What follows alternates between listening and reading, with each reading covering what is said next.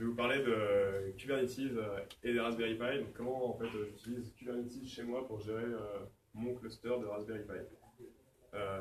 Alors, pourquoi j'ai fait ça? En fait, au début, j'avais un Raspberry Pi dont je me servais pour monitorer l'humidité dans ma chambre parce que j'avais eu un dégât des eaux.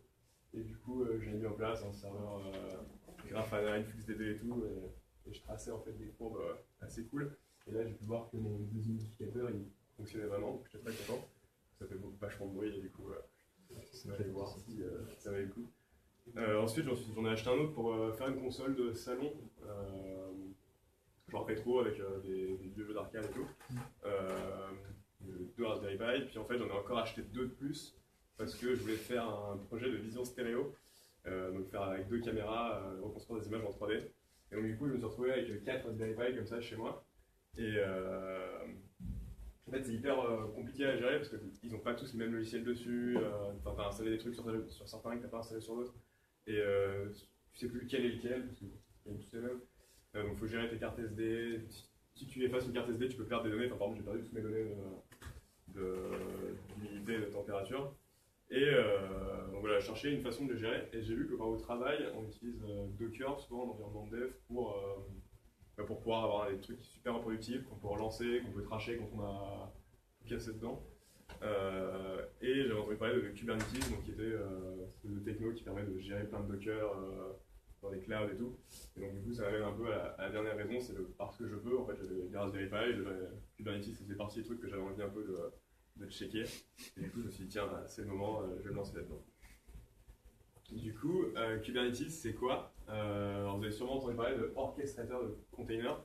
Alors, qu'est-ce que ça veut dire? En fait, il faut voir ça comme une API avec laquelle on discute. Et du coup, nous, on va lui envoyer une configuration qui va décrire en fait, l'état dans lequel on veut que le serveur soit. Et Kubernetes a un contrôleur qui va gérer d'autres contrôleurs qui vont faire en sorte que le cluster soit dans l'état qu'on a demandé.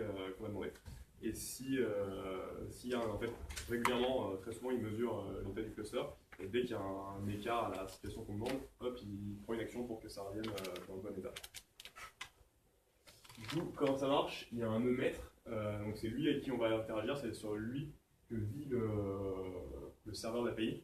Donc lui, il ne faut pas qu'il meure, sinon casser. On peut en avoir plusieurs pour faire de la haute disponibilité. Après, il en faut au moins 3. Moi, j'ai 4 Raspberry Pi, donc si j'en utilise 3 pour mes 2 mètres, en fait, j'ai plus beaucoup de Raspberry Pi.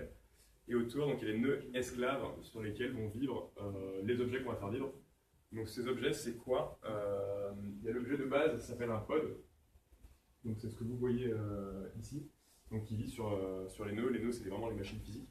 Un pod, donc, ça peut contenir un container, plusieurs containers, ou un container et des volumes, enfin des containers et des volumes.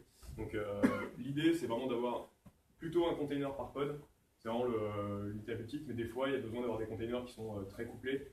En fait au sein d'un pod, on partage les volumes, l'IP, les ports, donc c'est vraiment les trucs qui... soit s'ils n'ont pas besoin d'être super couplés, on peut les mettre sur plusieurs pods. Donc on peut les labelliser pour pouvoir y accéder plus tard, donc je vais revenir. Et en général, on ne les manipule pas directement, on les manipule dans des déploiements qui sont.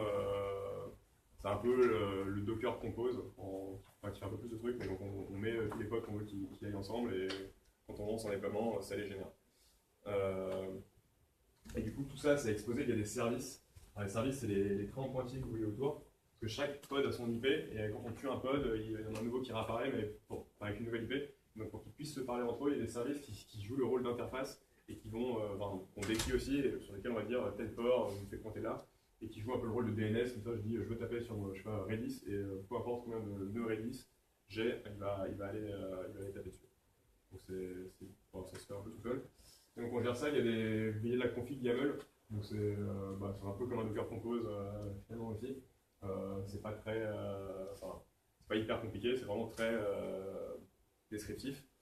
Et je vous montrer un peu comment ça marche. Je vais faire une petite démo. Alors, comment ça marche? Hop. Donc là, c'est sur mes Raspberry Pi chez moi. Donc si je fais kubectl get pod, donc ça c'est les pods que j'ai qui vivent, qui sont chez moi. En fait, on va faire, c'est qu'on va regarder ce qui se passe. Hop, wesh. Donc ça va lancer cette commande toutes les 2 secondes. Voilà. repo en fait, déploiement dans lequel je mets tous mes fichiers de configuration. Donc celui qui nous intéresse, c'est PDF Merge, donc c'est une petite API qui permet de merger, de rendre une base de URL, on peut merger deux PDF.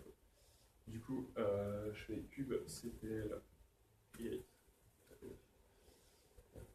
Tac. Hop. Et là, qu'est-ce qui se passe? Les mots sont avec moi. Il y a donc deux pods qui sont en train d'être créés. Et donc si je vais, je vais vous montrer ici.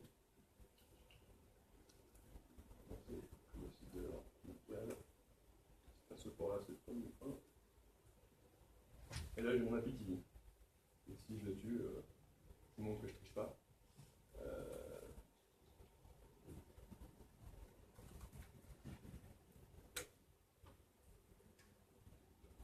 Donc là, je supprime le truc et mineur. Et là, normalement, ça marche plus. En fait, on avait déjà vu. J'en mets, parce qu'en fait, c'est des trucs qui. L'API, elle va télécharger des PDF. Et du coup, t'en as un qui peut bloquer pendant longtemps parce qu'il télécharge un gros PDF. Et t'en as un deuxième qui peut prendre Pourquoi t'avais déjà deux trucs dans ta console? Ah, c'est les pods qui traînent chez moi. Il y en a un, c'est une démo, et l'autre, c'est une base de données que j'ai quand je me sers.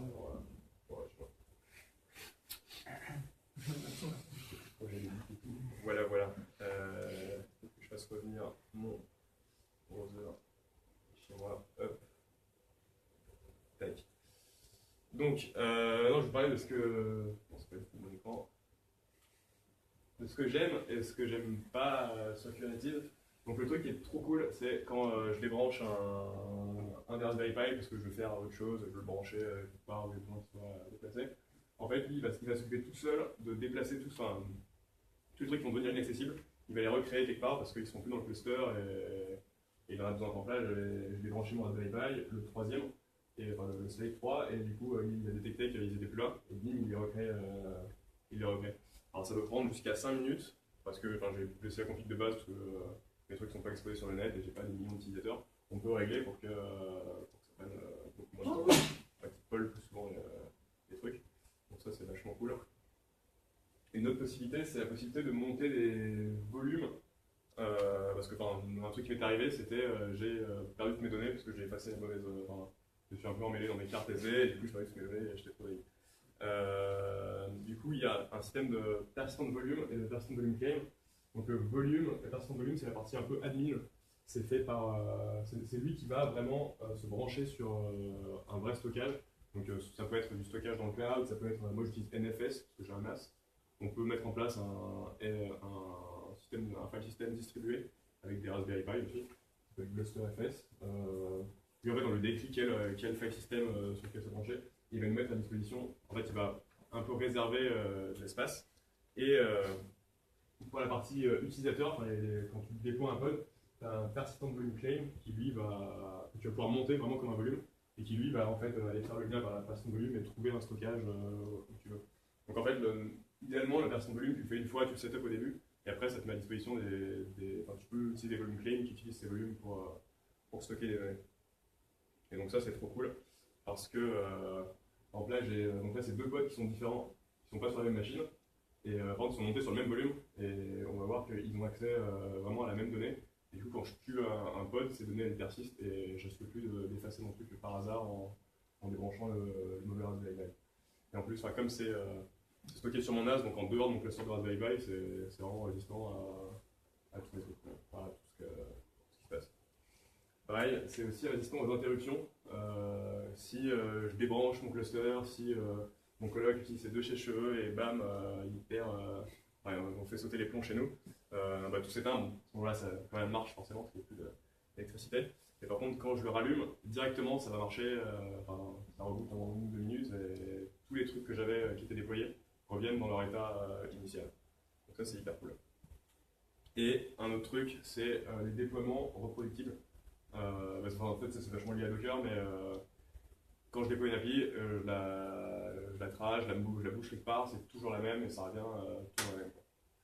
Donc ça nous amène à ce qui est un peu moins bien, c'est en fait les Raspberry Pi ils ont un processeur ARM qui est pas le même que ceux qu'on a dans nos ordi standards Et donc, il faut builder son image sur Docker pour ARM. Et en général, on ne peut pas le faire sur nos ordinateurs parce que ils compilent en x86, c'est pas pareil. Du coup, la plupart des images Docker sont dispo pour ARM, mais il faut les builder sur le Raspberry Pi. Donc, tu fais un repo et puis tu le synchronises sur le Raspberry Pi. C'est un peu pénible. Et puis, le Raspberry Pi, ça ne builde pas une vitesse de ouf parce que forcément, il a le processeur. On peut louer des VPS ARM plus puissants pour ça, mais pas très cher. Mais pour l'idée d'avoir un cloud à la maison, c'est de ne pas payer pour le faire. Donc pour l'instant, je build sur les Raspberry Pi. Et il y a un truc qui est un peu pénible, c'est qu'on ne peut pas monter en fait on peut pas monter des sous-dossiers d'une persistance de volume. Donc c'est en fait la partie ops que je fais une fois pour réserver un volume. J'aimerais bien pouvoir avoir des sous-dossiers où j'ai mon API 1, mon API 2, mon API 3 qui partent du même volume que j'ai réservé. Comme ça, j'ai vraiment fait la partie branchement avec NFS une seule fois. Et pour l'instant, c'est pas encore possible tout de suite. Alors, il y a une PR qui est censée résoudre ça, mais qui est ouverte depuis un petit moment maintenant. Et du coup, on garde espoir que ça arrive un jour dans la release. Mais c'est pas pour tout de suite. Et enfin, c'est peut-être un peu aussi over-engineered. En fait, Kubernetes, c'est fait pour gérer, je sais pas, des milliers de Docker qui sont, ça marche pour gérer des milliers de Docker qui sont sur plusieurs clouds. T'as la moitié qui sont sur AWS, moitié sur Google Cloud. C'est un truc qui est vachement robuste et du coup qui est quand même bien complexe. Et donc au début, quand tu commences, t'es un peu comme quand tu commences le web, tu vois toutes ces technos autour de toi, tu sais pas par où commencer et tout. Mais bon, c'est quand même moins vaste. Mais du coup, le pendant positif de ça, c'est forcément sur mon cluster de 4 pauvres Raspberry Pi, ça va marcher hyper bien et c'est hyper robuste, quoi. Donc ça, c'est super cool. Du coup, merci pour votre attention. Et si vous avez des questions... J'ai une question. Ouais. Si tu veux faire des trucs stateful, genre des bases de données, ouais. À quel point c'est robuste quand tu vas débrancher ton Raspberry Pi et tout. Comment tu gères ça? Ouais, justement, en fait, l'idée, c'est le persistent volume. Voilà, ça en fait, ça va faire comme si tu avais un file system, comme si c'était écrit sur ton disque, sauf que le disque n'est pas forcément local. Quoi. Mais tu es capable de perdre un Raspberry Pi, il a perdu 0 données. Ouais. Et en gros, s'il en perd, ça va dépendre, ça va être sur ta couche de file system, est-ce que quand il écrit, ça s'écrit directement dedans. Mais tu auras le même problème si tu montais une instance en Raspberry Pi local avec un système de fichiers sur la FS. Mais du coup, tu as des systèmes de fichiers que tu peux utiliser persistants justement avec. Ouais, tu peux aussi monter un pod dans un volume dans un autre pod que tu essaies de faire en sorte que lui il meurt moins souvent que je sais pas ta DB et avoir une instance intermédiaire. Je pensais utiliser des file systems qui répliquent leur info pour que quand une partie meurt, ça se dispatche sur le reste. Ouais, bien sûr, ouais. Et tu peux monter du coup sur n'importe quel système pour passer le volume n'importe, je sais pas. Tu peux l'écrire en local sur le disque du Raspberry Pi, tu peux monter un NFS, tu peux monter sur tous les file systems de AWS ou de Cloud et tout. Il y a quand même une grosse palette de file systems, plus que j'en connais en tout cas, qui est supportée. Si on compilait sur ARM, est-ce que tu as regardé si tu pouvais cross-compiler depuis ton ordi Ouais, j'ai regardé, mais en fait c'est hyper compliqué. En gros, il faut que tu utilises un émulateur QEMU, un émulateur de ARM, de l'architecture. Et j'ai trouvé un tuto qui est hyper long, où le mec parlait de modifier son kernel. Alors je sais pas si c'est le kernel de la VM ou le kernel de... Enfin, ça commençait déjà à être vraiment vénère. Et la conclusion de ça, c'est que le mec qui avait essayé disait le build est hyper lent. Et parce que forcément, en fait, stimule un processeur. Et je sais pas si ça vaut le coup d'aller jusque-là pour que ce soit plus lent que sur les Raspberry Pi. Tu as des toolchains qui permettent de cross-compiler, genre un compilateur qui te permet sur une machine x86 de compiler. Ouais, mais je veux dire, c'est pas juste comme quand tu compiles un processus, un truc en C ou en Rust ou je sais pas. Là, c'est un peu Docker qui fait ça tout seul et du coup, c'est quand même plus abstrait. Mais je pense que ça vaut pas le coup. Tu vois, le build dure 2-3 minutes, c'est pas non plus. On va attendre un peu. Est-ce que tu as utilisé Docker Swarm? Est-ce que tu oui, j'ai vu Docker Swarm, ça a l'air. Je sais pas, ça a l'air de faire un peu la même chose, ça répond un peu aux mêmes besoins. J'ai pas pris Kubernetes parce que c'est 1000 fois mieux que Docker Swarm. J'ai entendu parlé de Kubernetes avant d'entendre parler de Docker Swarm. Et je sais pas si. Je pense que ça pourrait répondre à mes besoins un peu de la même manière, mais là c'est un peu arbitrairement. C'est censé être plus simple en fait que. Ouais, ça a l'air. En fait, facilement. Ouais. Tu veux faire quoi d'autre comme appli? Quoi d'autre? Alors j'aimerais bien avoir des crawlers qui vont chercher des données dans des données financières, trucs comme ça, avec des trucs qui sont normalement payants, mais que si tu crawls en fait régulièrement, tu peux avoir des grosses DB gratuites pour toi. J'avais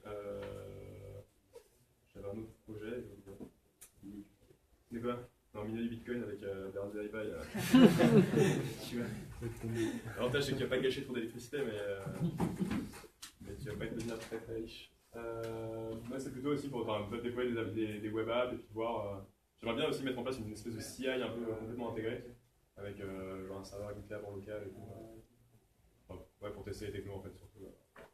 Et l'avantage de ça c'est qu'en fait avec les Docker tu peux lancer un truc qui est hyper complexe à configurer toi-même. Il y a un gars sur Docker qui a fait une image qui marche out of the box. Ça c'est cool. Ouais, petite dernière question un peu polémique. En gros, quel est l'avantage par rapport à utiliser l'environnement Amazon avec des instances gratuites? Les instances gratuites, on n'a qu'une. Et moi en plus, j'ai fini mon année de. J'ai fini mon année de gratuite. C'est Forever. La dernière fois, j'ai fini l'instance CE micro là et j'ai payé. C'était 14 centimes, mais quand même. C'est cher. En plus, avec les frais de dollars, euros et tout. C'est trop délire. C'est ça qui coûte le plus Ouais, cher. coûte 2 fois plus cher. Parce qu'Alexandre. Mais ouais, en fait, j'ai ça chez moi. Je vais déjà racheter un Raspberry Pi. Je sais pas si ça me vaudrait le coup d'acheter un Raspberry Pi complet avec le câble et tout comme ça coûte 50 €. Donc si tu as 200 € de crédit à AWS, tu peux peut-être t'amuser pendant un petit moment avant que ce soit rentable pour toi d'avoir un Raspberry Pi. Mais comme je les ai. Si je peux brancher un capteur d'humidité, c'est mieux d'avoir un Raspberry sur place que. Oui. T'as d'autres microcontrôleurs qui sont pas sur ARM potentiels? Ouais, t'as des cartes. T'as des cartes un peu comme ça qui ont des processeurs normaux.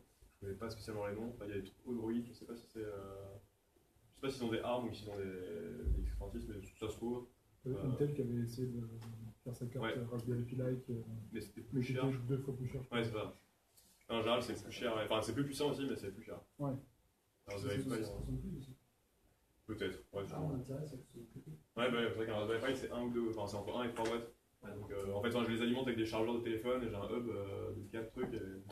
Faut pas perdre le côté micro. Ouais. Mais après, ça dépend de ce que tu as besoin de faire. Tu peux acheter des ordis et tu empiles tes ordis et tu t'amuses.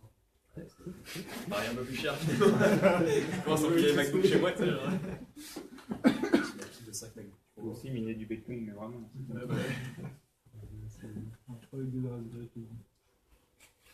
Il y a des espèces comme des ASIC USB que tu peux brancher.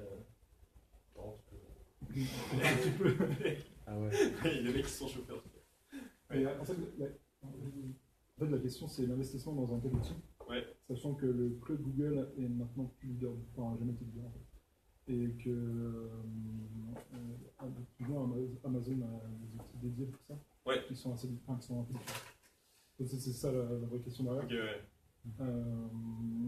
Et vous, qu'est-ce que tu en penses là-dessus? J'ai entendu dire que je crois que c'est ECS, ça s'appelle Elastic Container Service, quelqu'un qui fait très bien son taf. Apparemment, il n'y a pas de.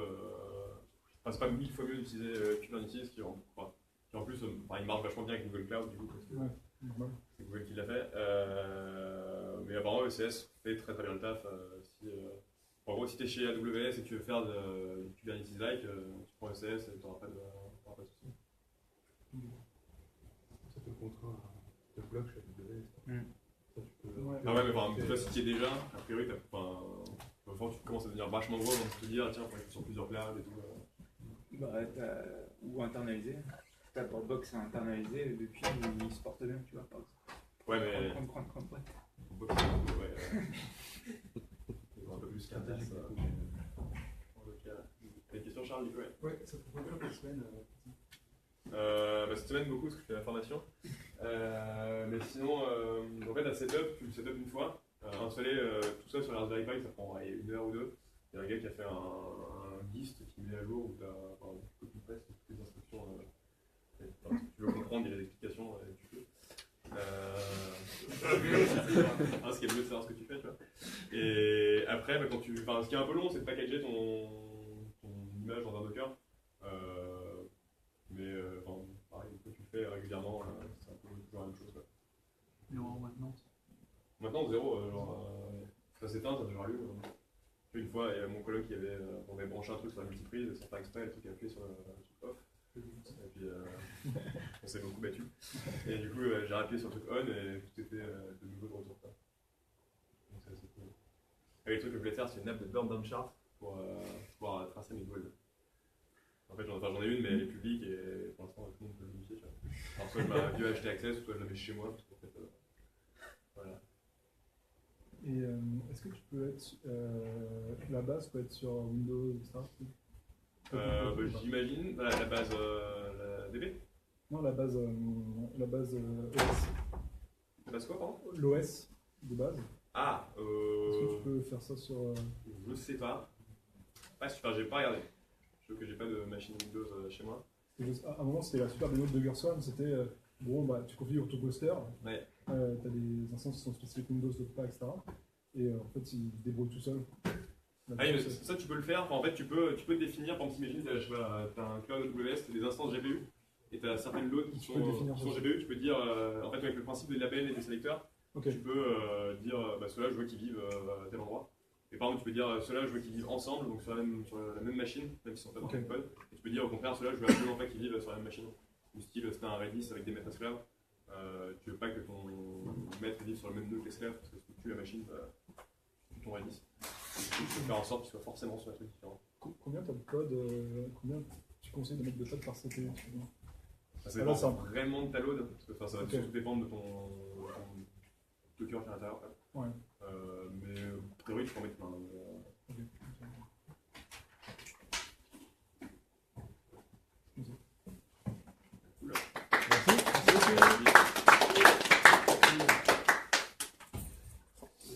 Alors, attends, avant de la publie pas tout de suite. Tu l'enregistres sur ton ordinateur, ton téléphone en local. Je vais terminer.